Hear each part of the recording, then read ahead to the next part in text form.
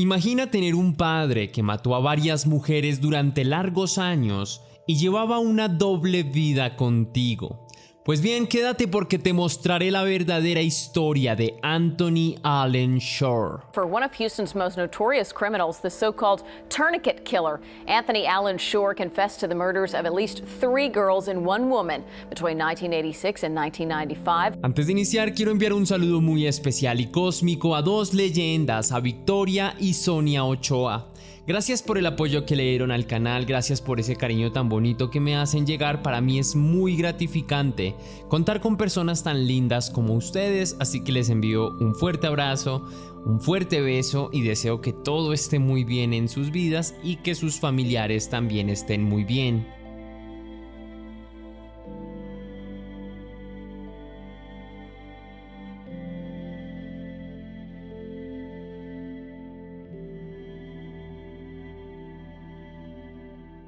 A quien estás mirando es uno de los asesinos más infames que aterrorizó completamente a Houston. Lo conocen como el asesino del torniquete. Es más, él mismo afirmó haber atacado a más de 60 niñas usando el arma que le caracterizaba. ¿Cuál era? Una ligadura improvisada, mejor conocida como torniquete. La lista de víctimas de este hombre es extensa, al igual que el pánico que sembró en la comunidad flagelada. Muchos residentes de Houston han tomado diferentes precauciones adicionales para proteger a los miembros de sus familias. Pero Anthony Shore, un padre soltero, encargado de la crianza de 2 hijas, se dejó perder en una crisis de paranoia. Anthony posee una excelente reputación en la comunidad donde vive y muchos además lo elogian por su capacidad de encontrar soluciones en medio del caos. Pero es con el tiempo que Anthony demostró ser mucho más peligroso de lo que muchos podían creer sobre él. Para quienes vivían con él, fue extraño distinguir cómo lo que al comienzo parecía una sensación de respeto, con el tiempo se fue convirtiendo en una fuerte premonición de miedo. Mientras Anthony veía cómo el asesino del torniquete atacaba más y más cerca del hogar, la locura se iría instalando gradualmente a tal punto que Anthony decidió retirar a las niñas de su escuela.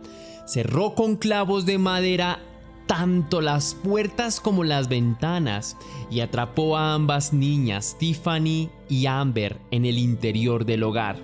Atrincheradas, las niñas no podían salir ni ver la luz del día, y fue el horror percatado por Anthony el que lo hizo un hombre inestable y misterioso.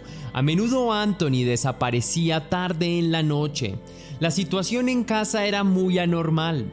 Tiffany intentaba justificar a su padre por sus jornadas extensas de trabajo, pero en retrospectiva, ella sabía que su forma de excusarlo no era realista, así que se negó a permanecer en silencio y decidió tomar la osada decisión de enfrentar a su padre, y pasó a ocupar un papel determinante dentro de esta historia.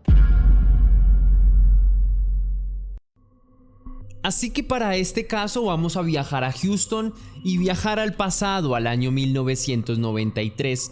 Tiffany y su hermana mayor Amber viven una vida tranquila en compañía de su padre Anthony y su hermana Gina. El padre de las niñas es un reconocido músico que toca en varias bandas de jazz locales, pero entre semana trabaja como reparador de líneas de telefonía. Y es en sus tiempos libres que este dedica mucho tiempo a sus 2 pequeñas hijas. El plan para las semanas siguientes podría ser visitar la Feria del Renacimiento, hacer arte o cualquier programa que suene divertido. La familia se divierte siempre en compañía, unos con otros, pero detrás de esta fachada de una familia perfecta, una familia de película, hay un mar de problemas que afecta profundamente a la familia Shore. Gina y Anthony pasan por una crisis de pareja, pelean mucho y el matrimonio se va desmoronando. Finalmente Anthony decide resolver todo conociendo a otras personas. Aquí le dicen a esa práctica: un clavo saca otro clavo. Y es precisamente en una de estas aventuras que decide haber encontrado a otra mujer, motivo que lo llevó a solicitar el divorcio y acabar con su matrimonio. El problema es que esta nueva mujer quiere que Anthony corte sus lazos con su expareja y las hijas del matrimonio, por lo que Anthony otorga a Gina la custodia total de las niñas.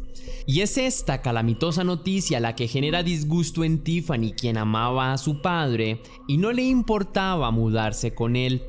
Su padre era su héroe, lo veía como alguien inteligente, talentoso y muy divertido. Pero lo que no sabía Tiffany es que algo muy tenebroso se avecinaba para sembrar pánico en la comunidad. Durante los 2 últimos años, 2 niñas habían sido asesinadas brutalmente cerca a su casa, motivo por el que la preocupación por la seguridad del vecindario y los niños estaba aumentando.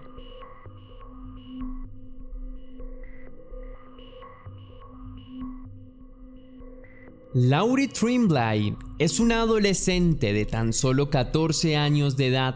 Desaparece en el centro de Houston. Se sabe que iba caminando a la escuela y fue en el camino que desapareció. Al día siguiente la policía descubrió su cuerpo. Laurie fue encontrada en el estacionamiento de un restaurante detrás de un contenedor de basura y al parecer había sido estrangulada hasta la muerte. La única evidencia en la escena del crimen es la causa de muerte. En el cuerpo sin respuesta se podían ver impresiones de las articulaciones, nudillos y marcas de ligaduras alrededor del cuello que sugerían que la chica había sido estrangulada con una especie de cuerda o cordón. Sin mucho más que investigar, el caso se enfría rápidamente y cae en el olvido.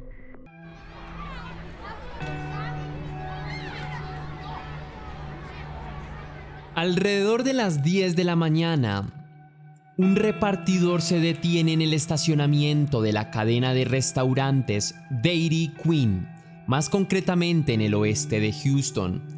Cuando baja de su camión, se encuentra con el cuerpo junto al autoservicio y tan pronto como le es posible, notifica a la policía de lo sucedido. Quienes llegan tan pronto a la escena y es en el lugar que la policía examina minuciosamente el cuerpo y descubren pruebas importantes de agresión íntima. Además de esto, se encontró un extraño objeto incrustado en el cuello de la víctima, una especie de torniquete improvisado, lo que ponía en manifiesto que no se trataba de un crimen impulsado por el deseo, sino más bien se trataba de un crimen bien planificado. Los oficiales pasan el día investigando la escena del crimen y recolectan algunas muestras de ADN. Se toman algunas uñas del cuerpo de la chica llamada María y se almacenan como evidencia.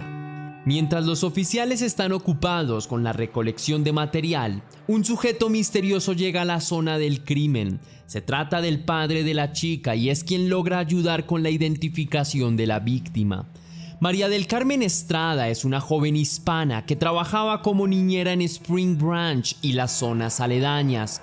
Luego, se supo que su verdugo usó un arma casera para perpetrar el ataque y fue tras este crimen que una ola de paranoia asoló el vecindario.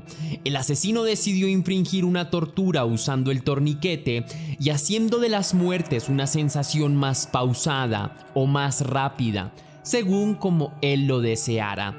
La muerte de María, aunada al aumento del crimen en general, puso a la comunidad del vecindario muy nerviosa. Hubo muchos allanamientos de morada, asaltos, robos y la gente ya no deseaba salir de casa. Y la familia Shore no es una excepción a esto. Sin embargo, Anthony, que ahora es padre soltero, va demasiado lejos en la forma en que trata de proteger a sus hijas. Básicamente estaba convencido de que no podría pasarles nada malo a sus hijas si las encerraba dentro de la casa. Así que Anthony se propuso a clavar las ventanas de la habitación y a recitar a modo de plegaria a sus hijas que no salieran debido a la oleada de secuestros. A medida que la situación empeora fuera de la casa, también empeoran las relaciones entre la familia Shore. Anthony se vuelve cada vez más controlador, manipulador y obsesionado con el orden y la perfección, mientras que sus hijas empiezan a tenerle miedo, siempre andan nerviosas y piensan cuándo podría llegar a atacarlas. El cabello de las chicas tenía que verse de una manera particular y la apariencia debía verse impecable y perfecta todo el tiempo. La comunicación también debía ser impoluta y todo parecía un espectáculo planeado por el padre. Si no se daban las cosas como él quería, se desataba un infierno en casa y todos pagaban. Unos meses después de que las niñas se mudaron con su padre, el barrio vuelve a verse afectado por dos delitos fuertemente visibilizados por los medios de comunicación. En el norte del condado de Harris hubo un allanamiento de morada bastante violento. Primero hubo un hombre enmascarado que atacó a Selma Jansk, una estudiante de 14 años después de que llegara de la escuela. Cuando ella regresa, se encuentra con un hombre desconocido dentro de su vivienda. Él se disfrazó y la atacó. Él la ató con cinta adhesiva y luego la asaltó íntimamente mientras que ella solo podía gritar y llorar.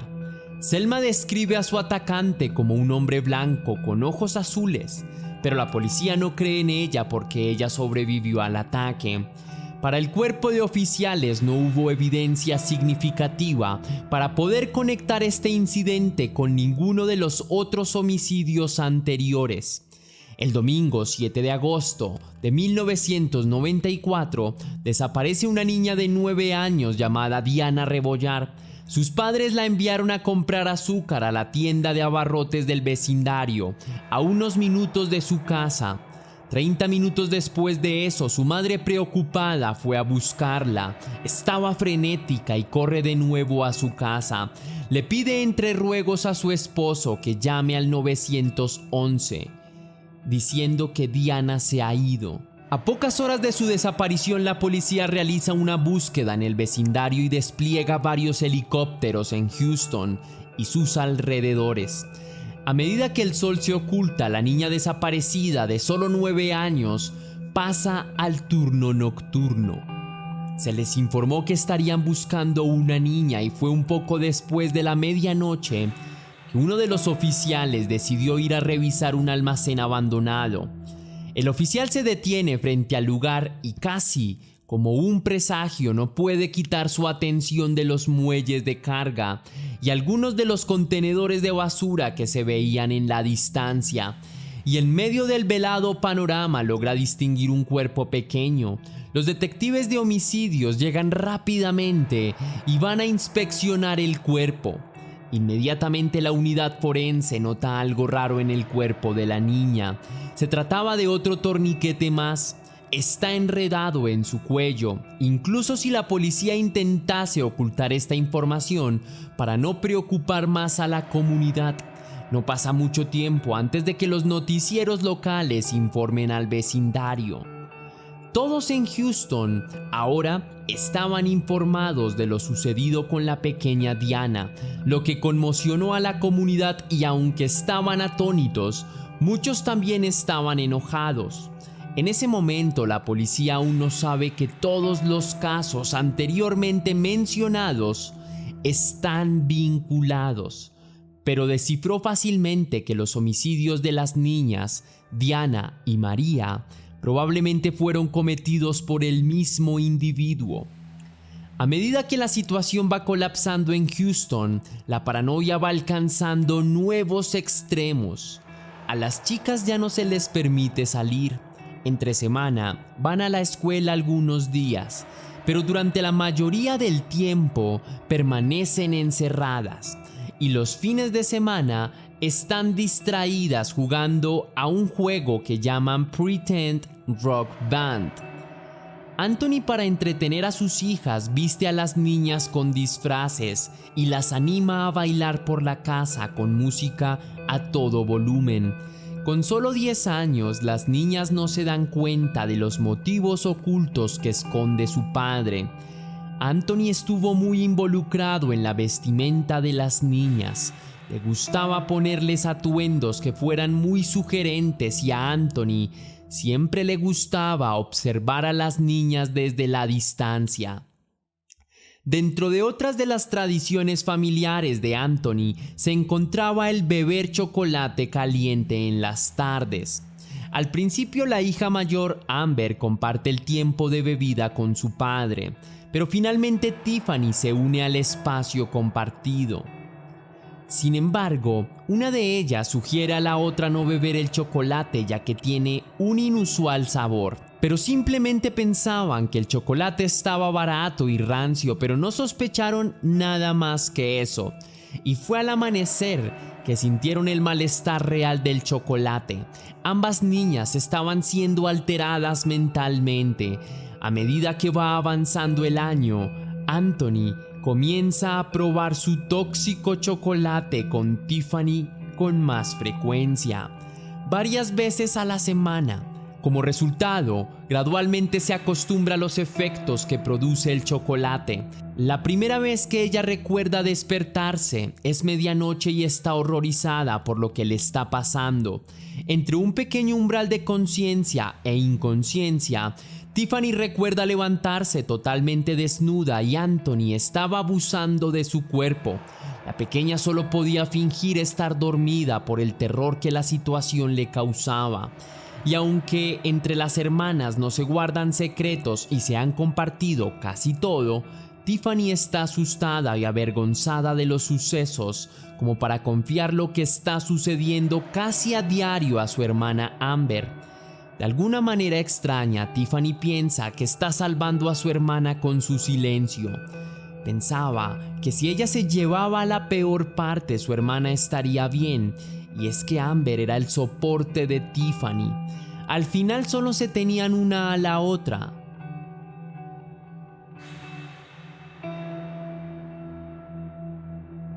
Barbara Robertson, una editora de una estación local de noticias, recibe una llamada anónima justo al mediodía. En la llamada se le comunica a Bárbara sobre el asesino en serie que está suelto. Sin que Bárbara sepa demasiado de lo que está sucediendo, una joven de 16 años llamada Dana Sánchez es declarada desaparecida por sus padres 9 días antes.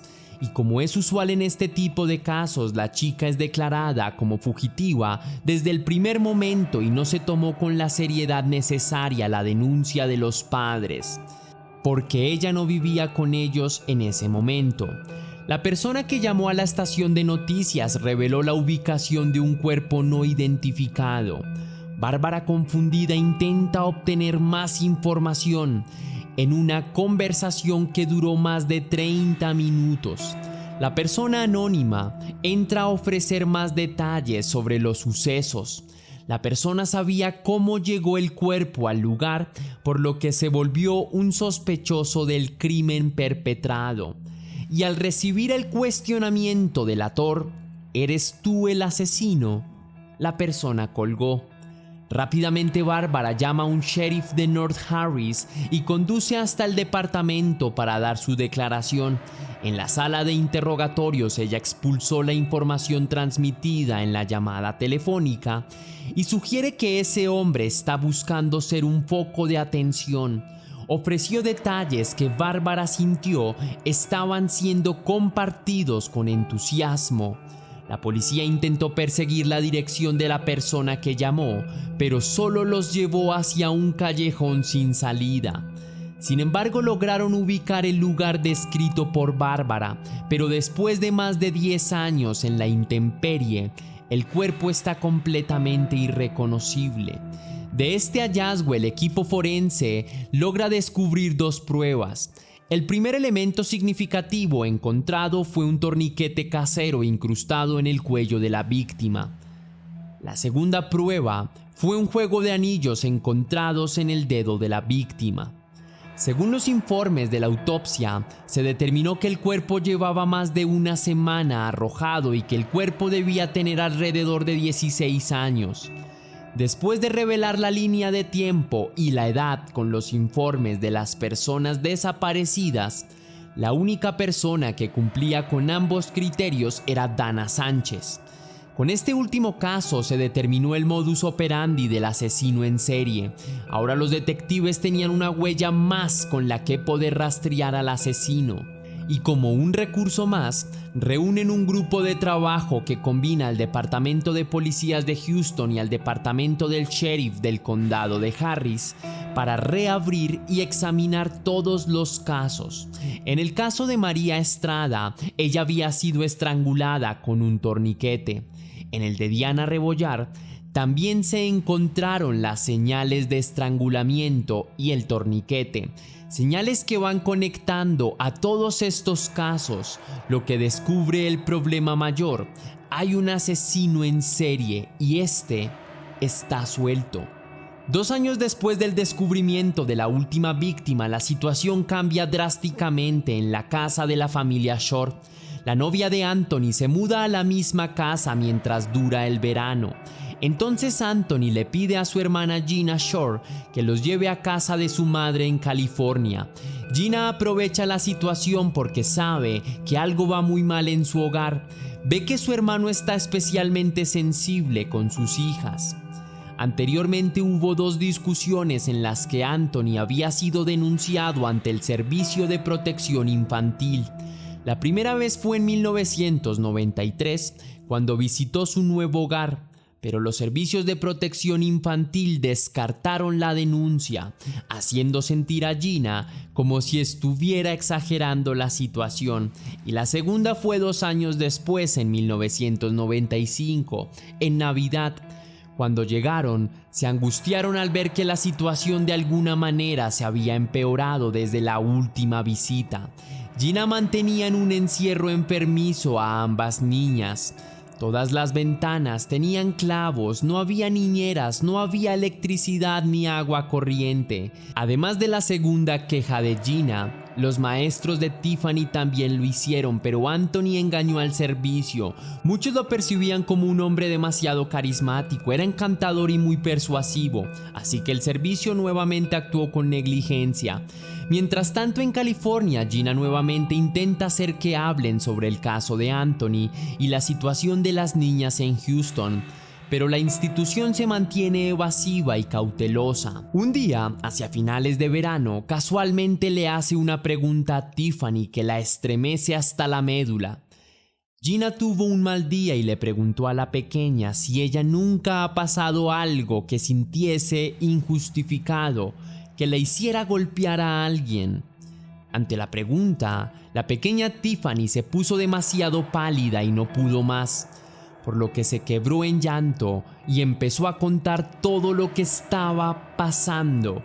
Gina finalmente se enteró de lo que su hermano hacía a la pequeña. Él estuvo abusando de ella mucho tiempo, así que con la información reveladora, Gina decide reunir a Tiffany y a su hermana Amber y su abuela Diana para comunicar la situación. Aquí es cuando Amber finalmente revela su fragmento de historia. Amber se puso furiosa y reclamaba histérica que su padre había prometido nunca hacer eso mientras ella cumpliera y lo dejara abusarla. La impotencia ante la mentira de su mal llamado padre la hizo sentir torpe. No entendía cómo se atrevió a tocar a su pequeña hermanita. Con la olla destapada, Gina y Diana proceden a contactar a las autoridades para presentar cargos en contra del hombre, pero una vez más, el sistema les falla bajo un argumento pobre y sin sentido. Según ellos, Anthony vivía al frente de una escuela primaria y se supone que los delincuentes íntimos no harían eso, cuando en realidad lo único que debían verificar era que el hombre había abusado a sus 2 hijas, aunque las autoridades no resolvieron nada en su momento. Anthony ahora era parte de la lista de delincuentes íntimos, pero para poderlo llevar a la cárcel, todo lo que necesitaba hacer era proporcionar al Estado una muestra de ADN. Pero para cuando Diana y Gina descubrieron que Anthony no estaba en la cárcel, ambas mujeres sintieron que la justicia en el sistema no tenía ningún sentido. Todos los miembros de la familia estaban demasiado enojados, pero sobre todo preocupados de que ahora saldría y tomaría represalias. 5 largos años pasaron. Ahora en Dallas, en el año 2003, se abre un nuevo laboratorio de ADN de última generación y el departamento del sheriff de Harris decide reabrir el caso del asesino de los torniquetes. Ahora, con el enfoque puesto en la única víctima encontrada, María Carmen Estrada. Allí se encontró un ADN desconocido en algunas de sus uñas. Durante el asalto íntimo parece que María intenta luchar y rasguñar al hombre, lo que dejó residuos de sangre y piel debajo de sus uñas. Pero después de reabrir su caso 2 veces, ya les quedan pocas muestras y quizá esta sea su última oportunidad. Se enviaron las muestras debajo de sus uñas para ver si había suficiente ADN como para que coincidiera con un sospechoso. El jueves 16 de octubre de 2003, finalmente se logra el gran avance. Después de 11 largos años de crímenes, hay una coincidencia y se trata de un habitante de Houston. El perfil de ADN encajaba perfectamente. El ADN extraído de las uñas es el mismo que el de la prueba de hisopos tomada por Anthony Shore, motivo que lo conduce a un arresto inmediato y es interrogado por los investigadores. Finalmente, él confiesa todo. Anthony resultó ser el asesino de Dana Sánchez, de 16 años, Diana Rebollar, de 9 años, María Carmen Estrada, la joven mexicana de 21 años, y Laurie Lee Tremblay, de 14 años, quien fue su primera víctima, pero que la policía nunca asoció a la red de crímenes del asesino del torniquete. Y en el caso de Selma Yangtze, de 14 años, a quien golpeó y agredió íntimamente, pero no asesinó. Mientras esto ocurre, el circuito de noticias de Texas están cubriendo el arresto. Es entonces que una Tiffany de 18 años recibe una llamada telefónica de Amber, quien recién se había mudado de regreso a Houston. En la llamada, ambas mujeres, sorprendidas, hablan del hecho que el padre que las une es un asesino en serie. Y es con el juicio en camino que Tiffany decide regresar a Houston para testificar en contra de su padre. La policía, la comunidad y las familias de las víctimas están asombradas de conocer finalmente a la chica, que fue una de las piezas fundamentales para resolver este caso. De algún modo, ella abrió todo el caso porque tuvo el coraje de ponerse de pie y decir a los estrados y la policía lo sucedido. La acusación apunta a una pena de muerte, pero para ello es indispensable reunir a los sobrevivientes de Anthony, Tiffany, Amber y Selma Yangtze. For one of Houston's most notorious criminals, the so-called tourniquet killer, Anthony Allen Shore confessed to the murders of at least 3 girls and 1 woman between 1986 and 1995. Para cuando Anthony Allen Shore ingresó por primera vez a la sala tribunal, se sabía que era por un juicio por asesinato capital. Todas las testigos estaban ahí y se podría corroborar los antecedentes de violencia que reposaban en los hombros de Anthony. Aquel hombre no mostró remordimientos por lo que hizo en ese momento y se determinó que la mejor solución para un criminal así era la pena de muerte. Sin embargo, cuando este hombre supo acerca de su condena, dio una entrevista en la que expresó lo siguiente: If there's any greater love in this lifetime than children, your own kids, and I've got 2 out there, Amber and Tiffany. What I'd like to talk about is have an opportunity to say goodbye, to tell my girls, both Amber and Tiffany, and my grandkids, Floyd and Aphrodite, goodbye. 18 de enero de 2018, Anthony Shore es ejecutado por inyección letal. Toda la familia Shore sintió alivio y una extraña sorpresa, porque la pesadilla por fin había terminado. Pasaron 13 años desde que se recibió la sentencia hasta que se logró la ejecución. Y aunque la amenaza de Anthony ya no se encontraba entre los vivos, las chicas tuvieron que pasar por un duelo que no se disipó con la muerte de Anthony. Por el contrario, fue solo el primer paso en su viaje de recuperación, y fue gracias a varias sesiones de terapia y el apoyo total de su familia que por fin logró dejar de verse a sí misma como una víctima y empezó a verse como una sobreviviente. La seguridad ahora la acompañaba y reconoce que el trabajo de progreso es diario. Después de la terrible experiencia, Tiffany se mudó a Arizona para rehacer su vida con su ahora hija. Como madre soltera, le brinda el amor y el apoyo que necesita para prosperar en la vida y tener éxito. Y es la pequeña de Tiffany quien ve en su madre un espejo de superación y un recorrido por el que podrá construir su moral. Tiffany en ocasiones trabajó para el alguacil y posteriormente se vinculó a la Guardia Nacional Aérea. Además estudió ciencias forenses con las que espera cambiar el sistema para mejorar la justicia.